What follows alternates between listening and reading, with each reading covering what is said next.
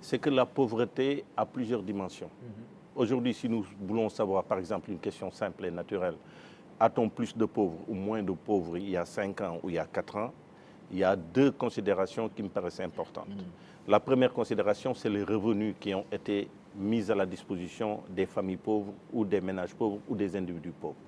Première question. Et la deuxième question, c'est est-ce qu'il y a eu des services sociaux de base qui ont permis à ces pauvres d'améliorer leurs conditions? C'est la question de l'accès à l'eau, c'est la question de l'accès à l'électricité. Et donc, c'est beaucoup d'accès. Et donc, c'est le débat implicite qu'il y a derrière la réforme des services publics.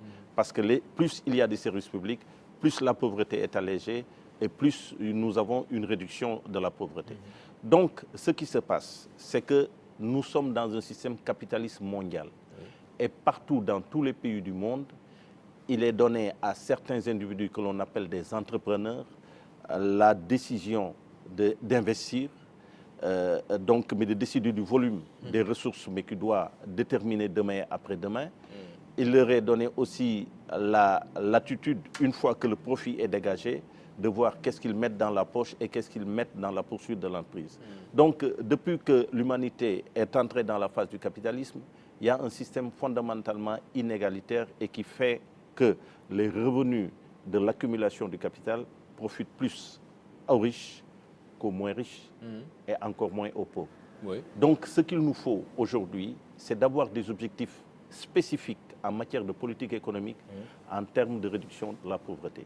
Et je suis de ceux qui pensent que le ministère de l'économie et des finances, en tout cas l'économie et les finances de notre pays, doivent avoir un engagement en plus des objectifs macroéconomiques, un engagement sur l'emploi, comme on vient de le dire, et un engagement aussi sur la réduction de la pauvreté. Et nous devons avoir tout le temps des indicateurs pour suivre ces variables-là et voir comment ça évolue.